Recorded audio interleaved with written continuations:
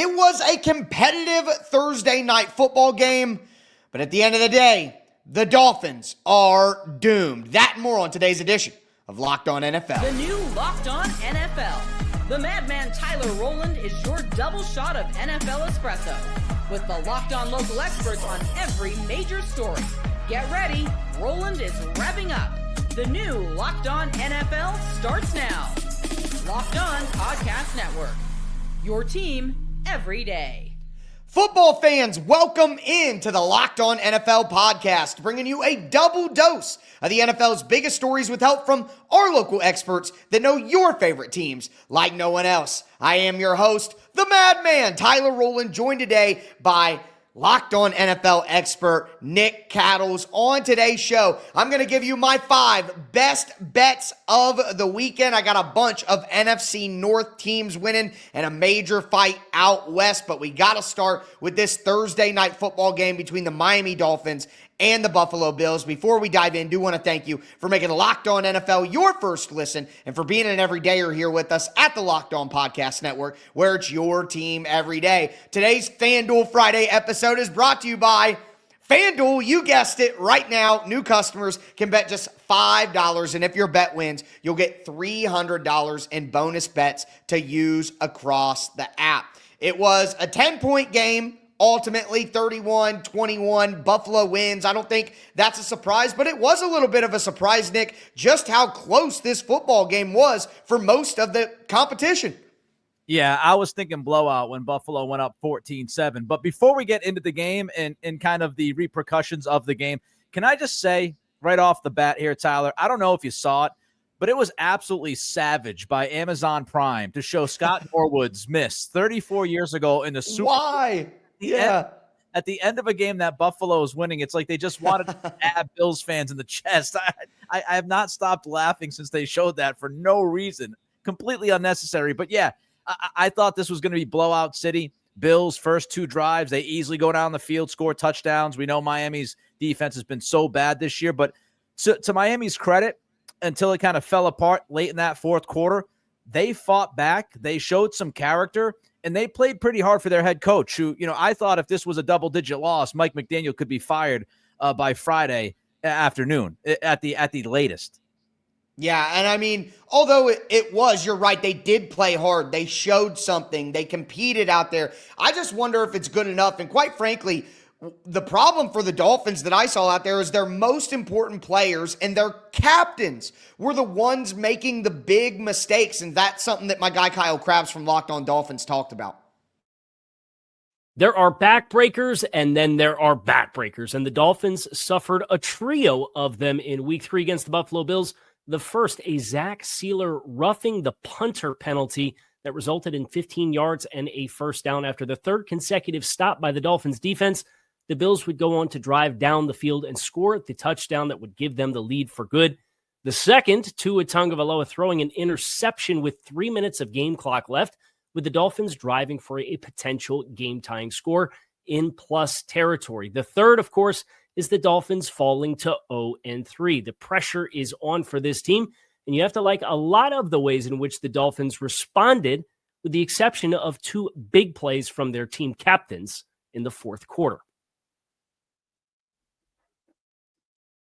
Well, I would add another thing to that. He mentioned the loss is one of the 3. I go back to, you had Jordan Brooks, captain on the defense, linebacker, gets the unnecessary roughness penalty on the goal line, sets the Bills up for an easy touchdown when it looked like the Dolphins might get a red zone stop. Then you add in Zach Seiler, one of their captains, one of their best players. They are in punt safe. They are just trying to have you get a 3 and out after tying the game with a touchdown, and you get a roughing the punter penalty. You simply can't do that. And then Tua throws the interception at the end. Again, another captain, your leader. When your most important players are making these mistakes, that's just going to kill your team. And my concern here is, although the Dolphins played very hard in this game, and that might be a good sign for the coach, I feel like this was an empty the tank game. Like the Dolphins gave everything they had, and they still lost by double digits anyway. I feel like while that's impressive, that could be like the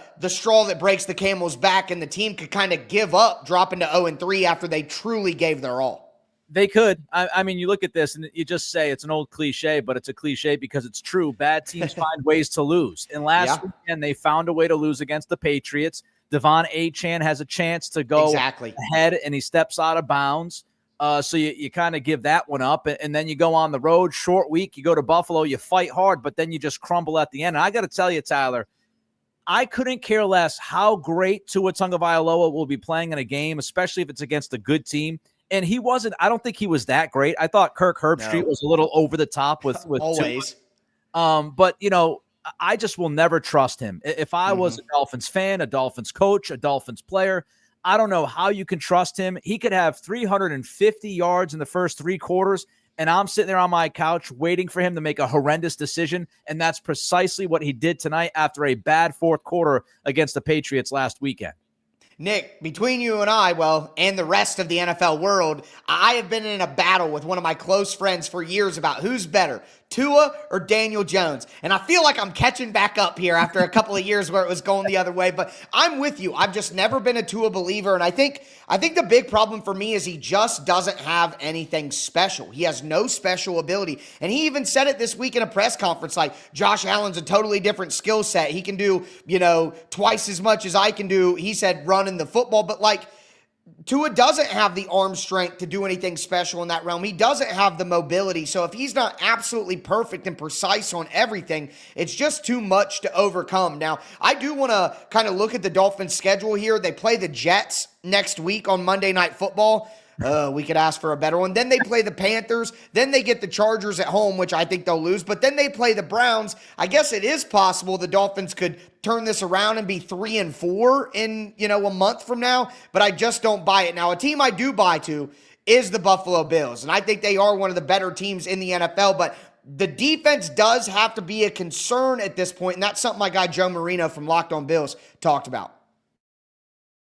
The Miami Dolphins gave the Bills a game, but Buffalo comes out on top with a 10-point home win in Week 3 to improve to 3-0. The Bills had plenty of opportunities to make this game a blowout, but Miami kept staying in it. But they made their own mistakes. Buffalo was able to capitalize. 3 touchdowns from Josh Allen, 100 yards from scrimmage from James Cook, and a touchdown. And the Bills get out of this thing with a win, but questions about this defense continue to mount. Third downs were an issue once again. The young defensive tackles struggled in this one. The Bills need to get healthy, get Ed Oliver back on the field, and try to figure out their formula defensively. They can't always rely on the big play, which they continue to get. Terrell Bernard with a huge red zone interception on Tua Tagovailoa. But the story here is the Bills escape with a win, but defensive concerns continue to mount. So my question to you, Nick, would be, how worried are you about this Bills defense? And do you see them as the best team in the NFL? They're the only NFL team with 3 wins right now, Nick, so you got to give them that. I don't think they're the best team in the league. I've seen Green Bay play football. I right now would take the Packers over the Bills. But the Bills, look, their defense, it's tough to tell when you go up. Miami can move the ball. Miami can do some things offensively. We all know that. Their problem is defensively. But when you look at the situation in Buffalo, you're without Ed Oliver, you're without Matt Milano. That's a problem. But their secondary, to me, some big questions in that secondary. And, can they stop the run consistently? I'm not sold on that whatsoever. So it was interesting to me, Tyler. The Bills were really aggressive, especially in the first half against Tua. They were blitzing Miami an awful lot. Blitzing Miami an awful lot in that first half. Feeling like they had to get to Tua. The interception was on a 4-man rush, so maybe they learned their lesson, but I thought they were trying to be so aggressive because they knew they were short a couple of guys, and they're questioning their defense themselves in that room. Yeah, that makes a lot of sense. They didn't think that, some of their backup guys in the front 7 would be able to get the job done, put a little extra pressure on. And everybody knows, you move Tua off his spot with that limited mobility. He's not quite the same. I saw somebody say online that he's Jared Goff without arm strength. And I was like, that does make quite a bit of sense. But you mentioned a team in the NFC North, the Green Bay Packers. And then I mentioned a quarterback in the NFC North in Jared Goff. And as we get into my best bets of the week, we're going to be talking about both those teams. Do want to let you guys know that today's episode is brought to you by DoorDash. It's almost the weekend. Time to look back and crown this week's MVP on Who Delivered, powered by DoorDash. And just like you can win every Saturday with DoorDash streaks, saving more every time you order, these players delivered when it mattered most. Let's break it down.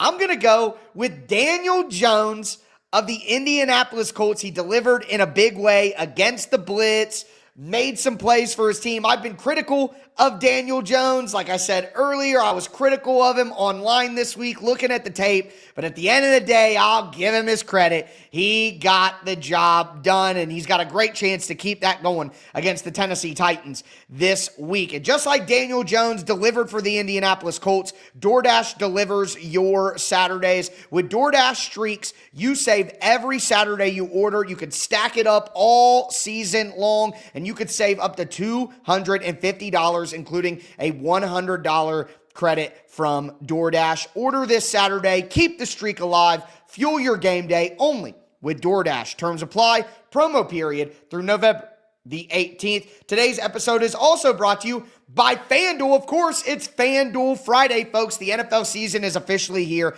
and FanDuel is making sure you're ready for every kickoff with a can't-miss offer. Right now, new customers can bet just $5. And if your bet wins, you'll get $300 in bonus bets to use across the app. Once again, new customers can bet just $5. And if your bet wins, you'll get $300 in bonus bets to use across the app. I love using FanDuel no matter what I want to do, whether it's player props, money lines, spreads, over-unders, putting all that stuff together to build a same-game parlay. Even if I miss kickoff, I can jump in for some live betting action. It makes every game more exciting, whether you're watching your team or just keeping an eye on your fantasy lineup. It's quick, it's easy, it's the best way to add a little more energy to your Sundays, Mondays, and Thursdays. So, are you ready to play? Download the FanDuel app now by visiting FanDuel.com to get started. Once again, that's FanDuel.com to place your first $5 bet.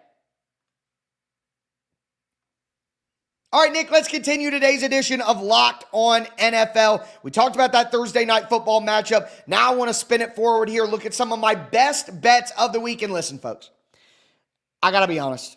It wasn't a great week last week. Things didn't quite go the way that I was hoping. But life's all about moving forward. And we're moving forward, and we're getting back in the green this week. And speaking of green, I'm going with the Green Bay Packers. -7.5 in Cleveland, because I'm with you, Nick. I think right now the Green Bay Packers are the best team in the NFL, and my guy Peter Bukowski from Locked On Packers agrees with us. The best team in the NFL right now plays in Green Bay. And that doesn't mean they're going to win the Super Bowl. That doesn't mean they're going to win the NFC. That doesn't mean they're going to win the NFC North. But it is true that right now, through 2 weeks, the most impressive team, the best team in the NFL is the Green Bay Packers. The defense, spectacular. The offense, explosive. The coaching, superlative. The talent, excellent. That was the question coming into the year. Are they talented enough? We knew Matt LaFleur was a really good coach. We knew Jeff Hafley was a really good coach. We here at Locked On Packers, you, the Locked On Packers listeners, knew Jordan Love was really good. The national media coming around a little bit. And then they got Micah Parsons. And that has been, to say he's been a force multiplier is somehow still underselling what Parsons has been for this team. This team can absolutely be the best team in the NFL at the end of the season. And you know how I know that? Because right now, they're the best team in the NFL right now. Now, whether or not it's the Eagles, it's the Bills, it's the Ravens, you want to throw the Chargers into that mix, somebody else totally different off the board, doesn't matter to me. What really matters is that the Packers are one of the best teams in the NFL, and the Browns are one of the worst teams in the NFL. I used a clip from Locked On Packers earlier this week talking about this matchup where Pete is basically saying as long as they block Myles Garrett, they can't lose this game. So I know that 7.5 is traditionally, historically, not great value because you're breaking through that 7-point barrier. But this Browns team just got beat 41-17 by the Ravens. And I think the Packers are better than the Ravens, and division games are usually closer. So I don't care that it's in Cleveland. I don't care that it breaks through the 7. Give me the Packers -7.5 on the road. 7.5-point favorites on the road. What's the number, Tyler, if this game is in Green Bay? 12. I would say it's 13 and a half. About that, right? Joe Flacco versus this Green Bay defense. Are you kidding me? Joe Flacco against the Bengals threw a couple of picks last week against the Ravens in Baltimore. He completed less than 56% of his passes. He looks his age. I'm not trying to be the guy, but he's not moving very well. I think Micah Parsons plays a little bit more this weekend.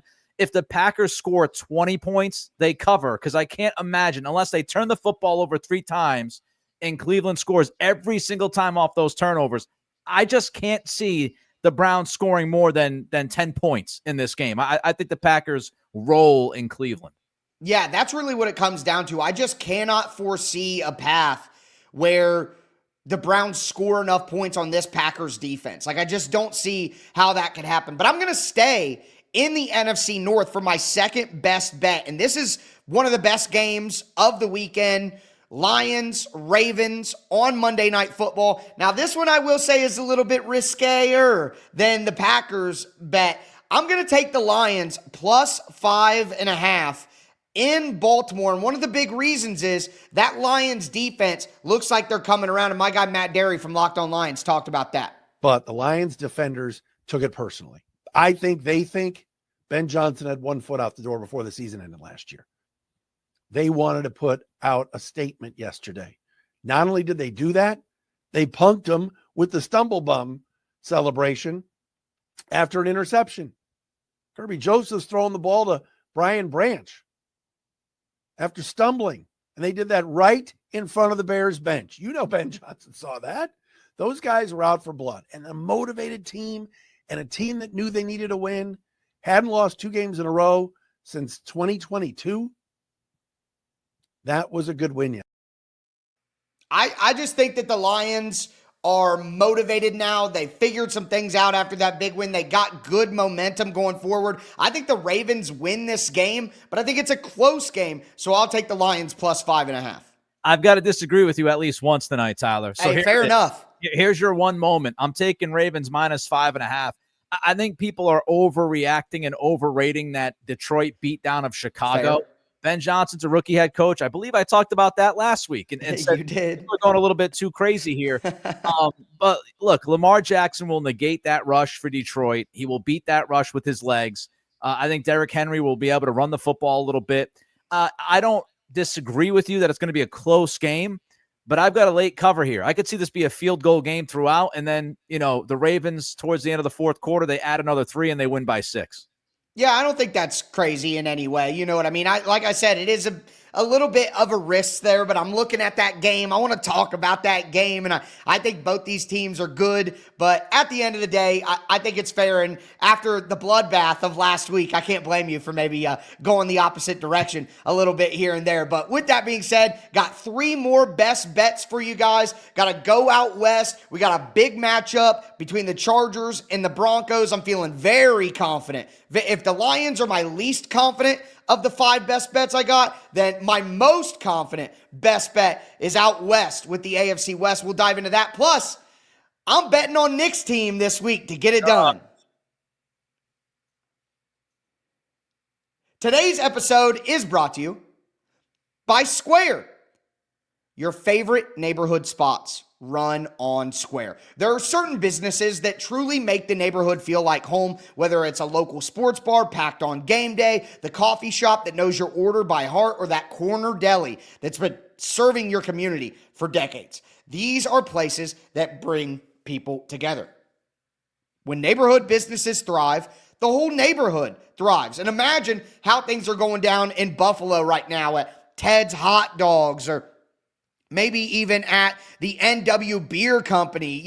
They're going to have their Buffalo Bills pride going heavy after that Thursday night victory. And at the end of the day, no matter where you are, you know exactly how that local feeling is. Square is a proud partner of more than 4 million neighborhood businesses around the world. Make sure that you can go to square.com/go/LockedOnNFL to learn more. But before you do, make sure that you go support your favorite neighborhood spot. You know that you'll be happy that you did. It's Square. See you in the neighborhood. All right, Nick, let's cap off today's edition of Locked On NFL. We talked about Thursday Night Football, the Dolphins in a tough spot, but Buffalo needs to improve some things as well. We did my first two best bets, Packers -7.5, Lions +5.5. But now we're going to go out west for what I think is my favorite best bet of the week.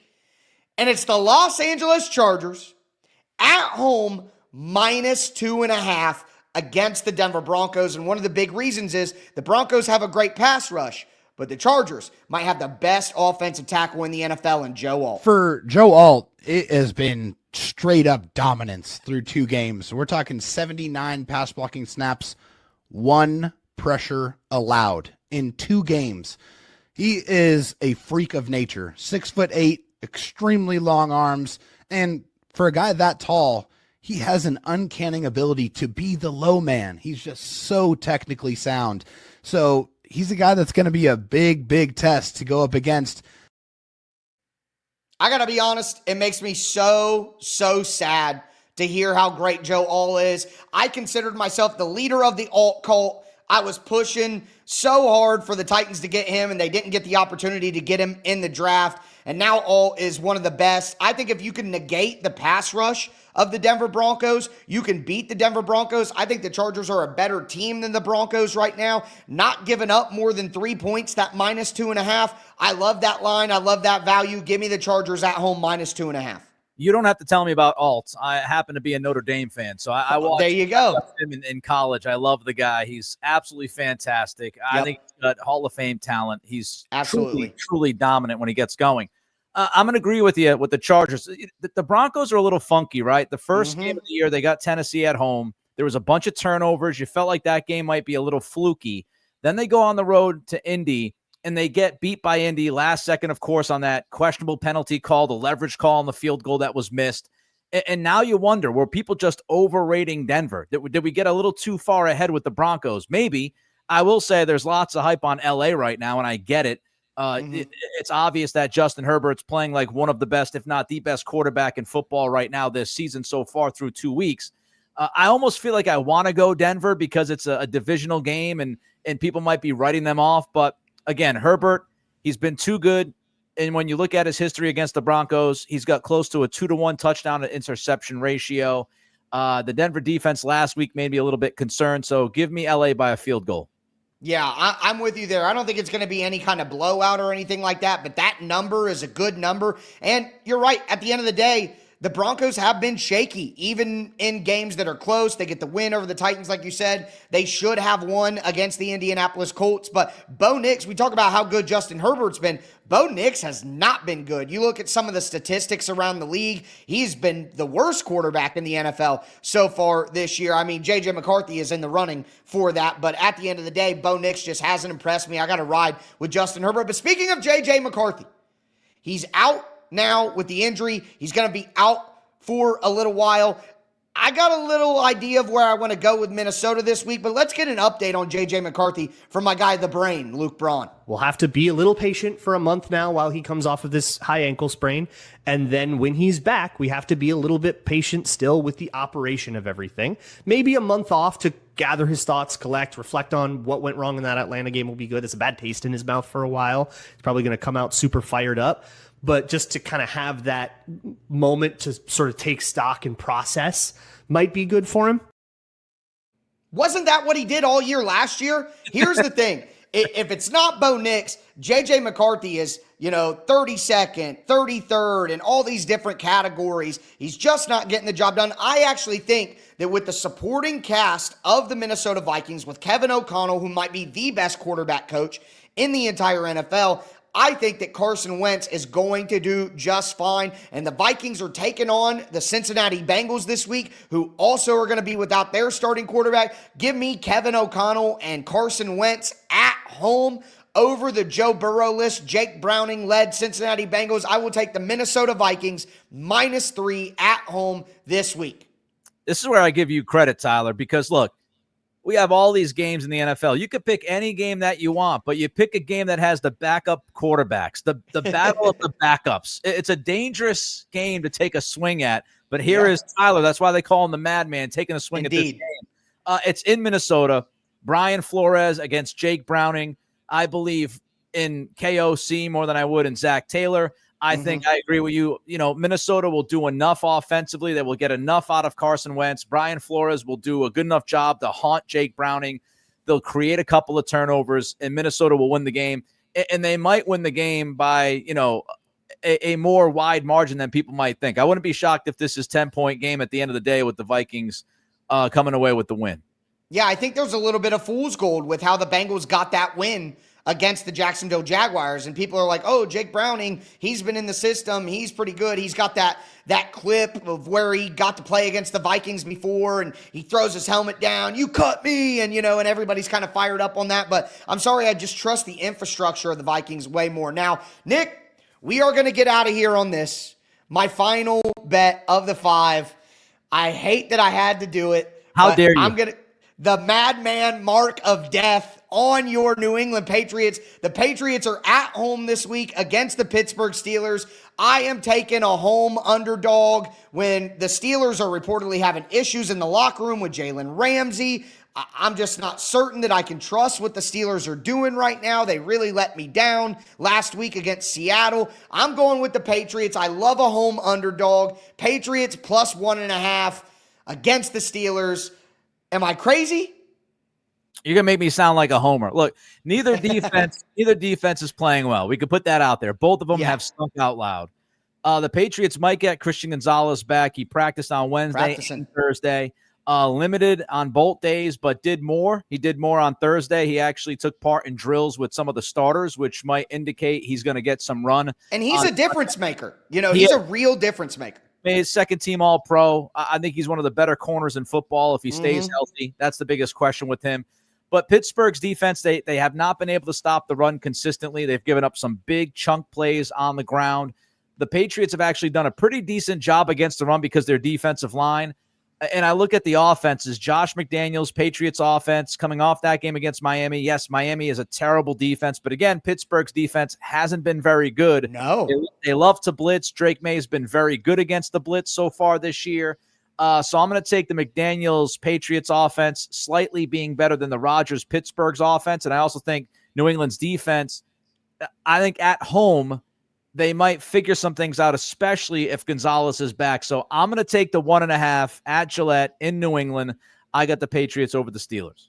Yeah, and if you got Christian Gonzalez on DK Metcalf, that removes their number one option. And Alex Highsmith banged up, and the Steelers' defense hasn't been that great. And correct me if I'm wrong, but Will Campbell was one of the only rookies. There was just a handful of them who didn't give up any pressures in week 2. So if he's coming around, you get a little bit better there. I think the Patriots have a good chance. And Drake May's mobility compared to Aaron Rodgers' mobility, if things are crazy, who's going to make the play? I've seen Drake May wait 18 seconds in the pocket and then find a way to get a score against the Titans last year. So I agree. I just love getting points at home when I don't feel like the two teams are all that different in terms of where they may end up at the end of the year. So love that bet. So recap, Packers minus 7.5, Vikings minus 3, Lions plus 5.5, Pats plus 1.5, Chargers minus 2.5, Madman's best bets. Thank you guys so much for tuning in to Locked On NFL. That's going to do it for us today. I am your host,